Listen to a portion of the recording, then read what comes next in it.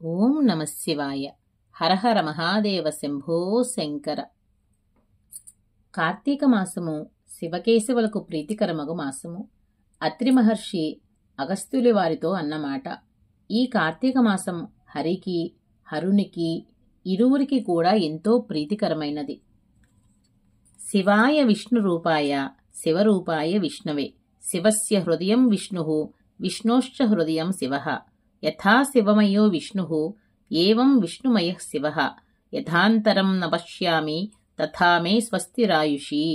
దీనర్థం ఏంటంటే, విష్ణురూపుడైన శివునకు శివరూపుడైన విష్ణువుకు నమస్సులు. శివుని హృదయం విష్ణువు.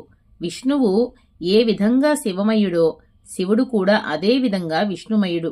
వారిరువురికి మధ్య భేదం చూపనంత వరకు నాకు స్వస్తి అంటే శుభము ఆయుష్షు ఉంటాయి. అంటే శివకేశవులకు మధ్య భేదదృష్టి ఉంటే శుభాలు కలగవు, ఆయుష్కి కూడా క్షేమం కాదు అని ఈ శ్లోకం యొక్క అర్థము. కార్తీక మాసం సంవత్సరానికి 2 భాగాలుగా అనగా దక్షిణాయనము ఉత్తరాయణముగా చేసినప్పుడు దక్షిణాయనము సాధకుల సాధనలకు మంచి అనువగు కాలము అని పెద్దలు చెప్తారు. ఈ మాసంలో శైవులు శివునికి ఏకాదశ రుద్రాభిషేకాలు చేస్తే, విష్ణు భక్తులు కార్తీక పౌర్ణమి నాడు సత్యనారాయణ స్వామి వ్రతాలు చేస్తారు. సుబ్రహ్మణ్య స్వామి భక్తులు స్కంద షష్ఠి చేస్తారు.